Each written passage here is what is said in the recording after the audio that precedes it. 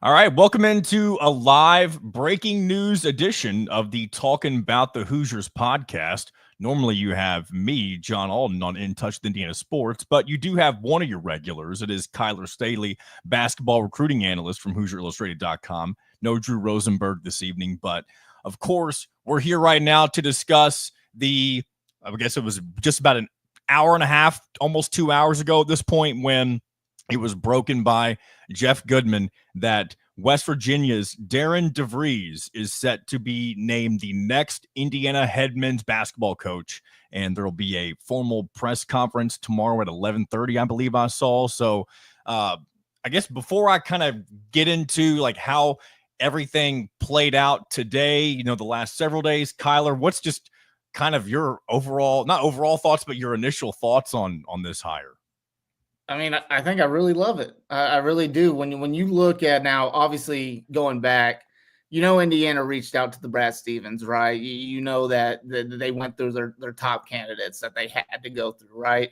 And this one, I think, played out very similar to how the Kentucky one played out last year, how the Louisville one played out. Went down to I would probably say DeVries was probably their fifth option at the earliest or whatever. But I think when you peel all of that back and you look at what DeVries is as a coach, I think Indiana got a home run out of this hire because the amount of success that he's had and the coaching tree that he comes from and how young he still is at only 49 years old. I think there's a lot of potential there. And what I keep hearing about him, and if you watch him and stuff, he's a ball coach. That's what they classify him as a ball coach. He's a guy that's, not a rah-rah guy, not a guy that, he's just there to win games, basically. He's a winner. I mean, he was a stud at Drake. Talking to a couple of former of Indiana State basketball players that played against him, said that he's an absolute stud on the court. He's got a really fun playing style that he coaches. It's a really well-balanced type of offense that he runs, and his guys are just tough and they play gritty defense and everything. It kind of sums up what a ball coach is. And he's no nonsense by any stretch of the means. He's proven to be a good recruiter as well. I think going into this upcoming season or next season, I think he had a top 25 recruiting class for West Virginia. So that'll be I'm curious to see how that kind of plays out and stuff. But I mean, at Drake, 3 out of the 4 years he was there, took him to the NCAA tournament. West Virginia, you could probably make a strong case that they should be in the NCAA tournament right now over a team like North Carolina. So my quick reactions, I think Indiana got their guy, and I think this is going to be a really, really good hire when you kind of look back at it. And here's another thing. When you look at how, Scott Dolson's only had to make really 3, you can say Mike Woodson if you want to add all 3, but Woodson, Signetti, and now Darian DeVries is kind of like his really big decisions during his really early tenure being the athletic director at Indiana. One thing that's kind of been commonplace, at least definitely with the last 2, I don't remember exactly how the Mike Woodson hire fully played out, but all of it was kind of under the table. Like there was never really a lot of smoke surrounding Darian DeVries until today. All the names being thrown around were Ben McCollum, Brad Brownell, and several others before that. It felt like McCollum and Brownell, that smoke lasted the longest really over the last week or so. And then really beginning early today, and you could even go back to last night, first of all, there was a lot of talk that DeVries was potentially going to be the next Iowa head coach. And, along with Ben McCollum, both of those guys had ties to the state of Iowa. More specifically, McCollum is from Iowa City, so he had the actual city ties. But a lot of people thought it might be one of those two for the Iowa job.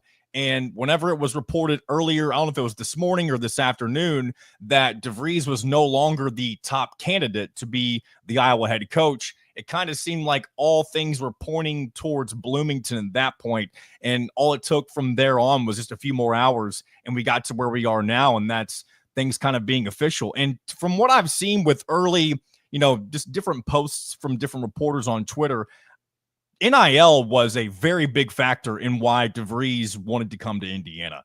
And I saw people throwing out numbers on how, Indiana's got up to $3 million in their war chest. I don't know if that's true or not. I'm just, throwing out what others have said compared to what Iowa has around like $300,000 only for basketball. And in this day and age, if you want to be a serious basketball coach at the college level in Division I and you want to compete near the top, you of course have to have that NIL war chest. And we've seen Indiana utilize that already the last couple of years, not to the best of their ability on the floor. But I believe, as you kind of laid out earlier too, Kyler, Indiana appears to have somebody who, if he is that ball coach, he's going to be able to take what Woodson was able to do previously and hopefully create a better product on the floor here in the seasons to come. Yeah, and he's a completely different coach than what Mike Woodson is, and can't really pinpoint that. I'm sure other people have their opinions on what exactly is the difference and stuff. Can't really pinpoint that right now. But you mentioned NIL. Yes, that was a huge factor in all of this, and you made a good point about Iowa. Based off the research that I've done and whatnot, Iowa's near the bottom of the Big Ten when it comes to NIL money available at their use. And it just makes all the sense in the world, because you can go to a big time program, you can go to a powerhouse program like Indiana, and you also have the NIL backing. I mean, look, this past year, Indiana spent $5 million on their roster. Now you can have your opinions on that. Was that way too overspending or whatever, however it happened? But when you have a guy that is really good X's and O's wise, and really takes pride in the X's and O's part of it. And again, is not that rah-rah type of guy, the guy that's just going to play, the right guys that are going to help him win games. You compare that with NIL, it's a match made of heaven in a lot of ways. And you're going to see a lot more examples like this DeVries situation, with other big time programs that, become available, because, coaches aren't just going to jump ship just because, quote unquote, it's the bigger name or whatever. They're going to jump ship because, it could be a bigger name job, but it could also be a job that has a lot of NIL backing, and they can go in and get a lot of these really, really good players and players that fit their system. You look at, speaking of players that fit their system, it's widely expected that Tucker DeVries, his son, is going to join him with him. I mean, obviously you can pretty much say that's a 99% guaranteed, as long as he obviously gets his medical red shirt waiver. He only played 8 games this season. He'll be a senior. He had some shoulder issues, if I can remember correctly, but he's also a former 2-time Missouri Valley Player of the Year. He was phenomenal at Drake and looked like he was going to have a stellar season at West Virginia. And that just also goes to show you how good of a coach DeVries is, because he took a bottom barrel team in the Big 12 with West Virginia, didn't have his son for the majority of the season, and still won 19 games and pretty much should have made the NCAA tournament when you look at things. So if you look at a roster standpoint, Indiana getting Tucker DeVries, plus the potential of, Luke Goody getting that medical waiver. Trent Sisley's already gave his sign of approval as well. Still have to look at Haran Zerno as well, see if he's going to stay committed. Gabe Cupps has already entered the portal, but he also left the door open to return. There's just a lot of question marks right now with this team, but it's good to know that you've got some guys that have already given their sign of approval for this coach. And that's a really good starting point when you're looking at DeVries and him trying to build his roster, build his coaching staff. And one other note I want to quickly make, Corey Barnett, who was a former walk-on at Indiana back in, I think, the Zeller years, the Sheehy years or whatever, Watford. He's an assistant coach at West Virginia. So obviously you want to have a guy that has ties to the state or whatever and stuff. And they got a guy, West Virginia had Javon Small, who I think was first team all Big 12. I would like to imagine that led the team in scoring and rebounds. I'm looking at too right now, or excuse me, scoring and assists. Phenomenal player. I don't know what his eligibility is like. I don't know. I don't know if he'd be able to do a graduate transfer or whatever, but that would be some guy that Indiana fans would probably really want to have. But anyway, you look at Corey Barnett, I would totally expect him to be a guy that DeVries would want to bring with him because he's got ties to the state, and he's a guy that knows the Indiana basketball program extremely, extremely well. I got to say one thing that, as I'm looking up just a couple of things on the fly here, one of the biggest, worries that Indiana fans had when they were looking at a guy like a Ben McCollum was how slow his team played on offense. And I was doing a comparison for both Drake and West Virginia this year. Drake was 299th in points per game at 70.1. West Virginia, believe it or not, was lower than that, 343rd at 68.2 points per game. I'm not saying that as a bad thing. I was a Ben McCollum guy. That's somebody I would have been excited about if they were named the Indiana head coach. But it appears that in terms of style of play, you're not going to get something too far off from, the slower style of ball, kind of the Big Ten style, if you will. And I know that's kind of evolved over the last several years, but that's definitely something that a lot of fans will not only have to do their own research on, but also kind of maybe come to terms with if it's something that maybe they weren't hoping for in terms of somebody who has more of a modern offense. I'm not saying that it isn't. I haven't done my own deep dive into it, but just off the, early looks at, certain stats that I have right in front of me here at the moment. And so here's my thing too. Now, obviously, I don't know how much you've been on Twitter, to look at all this stuff, but obviously you've already got some of the fan base on Twitter saying like, "Oh, this is a terrible hire," blah blah blah. I've looked a little bit. I'm not seeing a lot of negativity on my end. Maybe I don't follow the right people for that. If you go to my comments, go to my comments on my tweet, you'll see a few question marks or whatever and stuff. But anyway, listen.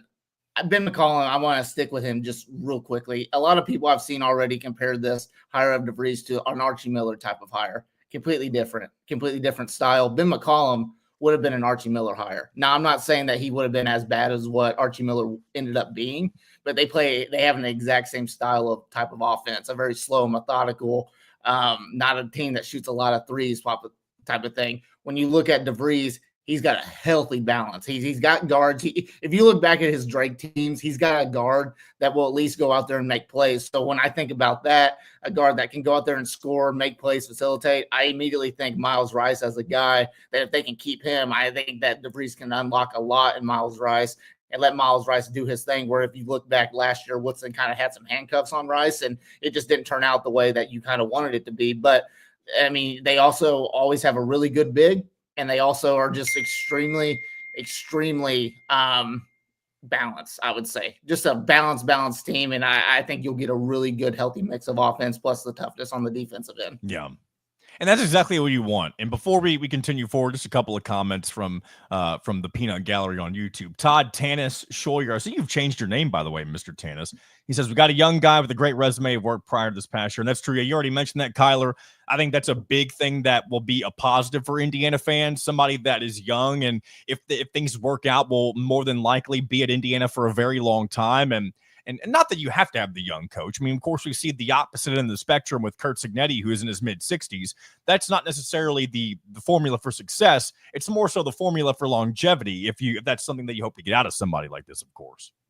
Yeah, no, I think that's one of the big things that I love about this is that the success in his resume already, and him coming from a really, really good coaching tree. The Greg McDermott coaching tree is like kind of under the radar, really, really good. They've got him. They've got TJ Otzenberger, and I'm sure there's a bunch of other names. I saw a tweet that listed all of it. So comes from a really, really good coaching tree. And, Greg McDermott was a guy that kind of popped up on the radar as well and stuff. Obviously, with his age or whatever, just probably best to not get somebody that old when it comes down to it. But a lot of his style is very similar to what you see out of Creighton. And if you've seen Creighton play this season, a very, very fun style of basketball where their guards can do a lot and they've got bigs that can dominate as well.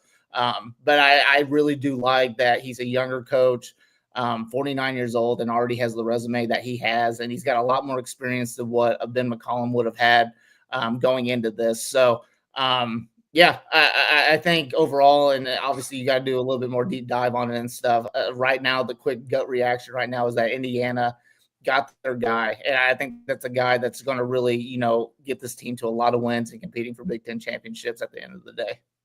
I'm going to get to someone else here just a moment, but Tanis threw a follow-up that he said, respect, not many people get the last name right on first pronunciation. I've got to confess, Tanis, I made sure that I knew how to pronounce it before we got on here, because there's people who are going to be saying Darian, DeVries, and getting both names wrong. But let's go ahead. There's about 30 of you watching live right now. And I'm sure there'll be many more after the fact. But let's go ahead and practice this together. It is Darren DeVries. That is how we say Indiana's new head coach's name, Darren DeVries. It looks like Darian for the first name, but it's DeVries. And it also looks like DeVries, like French fries, but it's not. It's DeVries. So that's just, or you can call him that we've Call him ball coach DeVries. That's what I'm going to call him. So ball coach DeVries. Let's get to Justin Beard. He said, I just watched highlights of WVU's win at Kansas. He's pretty satisfied, and his team shoot a lot and play good defense. It sounds like really a lot of what you just mentioned there a few moments ago, Kyler. Yeah, no, I totally encourage that anybody that has not really watched him, because listen, he's not the flashiest of hires, right? He's not a well-known name by any stretch of the means when it comes to the college basketball national scale. I totally encourage anybody to go and watch some film of West Virginia. The game that immediately sticks out to me, and I was actually there in person, was the Bahamas game versus Louisville, where it went into overtime, if I remember correctly. I was there live that game. Very, very impressed with obviously both teams, and that was the game right after Louisville had spanked Indiana and the Bahamas. So I was very impressed with it. I was impressed with the way his guards play, the way his bigs go up and down the floor, and their mobility, and just the style which they play. It's a fun style, and it's a style that they can throw a lot at you and stuff. And it's not what's the word I'm looking for and stuff. It's not a predetermined type of style where you knew with Indiana these last few years, you knew the ball. Like not everything is scripted. So yeah, you knew the ball was going inside or whatever, and you know that Malik Renew or Trace Jackson Davis or those types of guys were going to get a touch. There's just a lot of things that you can throw at you, and that's what I'm excited for. I'm excited for an offensive-minded coach. I'm excited for a coach that's going to preach toughness on the defensive end and have his guys competing and diving on the floor and making those little plays. I know we're in the NCAA tournament already and stuff, but I'm already ready for this next Indiana basketball season to see how it's going to play out and stuff. So I like the hire. I really, really do. And I think it's going to play out to be an extremely, extremely good hire down the road. Well, that being said, I guess we'll go and end this rapid reaction breaking news video here. I'm going to have more on this tomorrow on In Touch with Indiana Sports. I'm trying to lock in a guest that will be able to help me speak on this a little bit further and just get some different perspectives. But, sometimes doing things on short notice, it doesn't always work out, but, that is the goal. If not, I'll share my thoughts. Feel free to send in your comments as well, and we'll hear from you. And we have a lot of things to dive into over the next several weeks, as we'll be seeing how the transfer portal works out, how the current roster of guys who are still eligible for Indiana right now, how many of those want to stick around, how many of those that DeVries will want to stick around. There's so many different factors to really put into all of this. I mean, it's today, or really you can say tomorrow, when he's introduced during his press conference. That's the official beginning of a brand new era of Indiana basketball. And hopefully it is the last beginning for a very, very long time, because Indiana has done way too many of these for far too long in the last 25 years. 31st head coach in program history. When I saw that announced, it was pretty shocking. But obviously, when you look back the last recent years, every 4 years, it's a new coach, right? So I'm with you. I'm hoping this is the guy that's going to be there for longevity.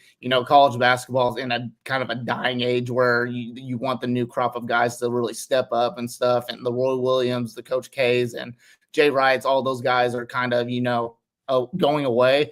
And I think DeVries is one of the best next and up and coming head coaches. And I think he's going to do a really, really good job at Indiana. Appreciate you guys for tuning in. Of course, be sure to hit that subscribe button on Hoosier Illustrated right here on YouTube if you haven't already. Check out everything going on in the website as well. Give Kyler Staley a follow. Follow me if you like. And, of course, check out In Touch with Indiana Sports as well, Mondays, Wednesdays, and Fridays right here. So until then, appreciate you guys checking it out. Thank you, Kyler, for coming on and talking about this with me. And we'll do this again here soon, of course. Yes, sir.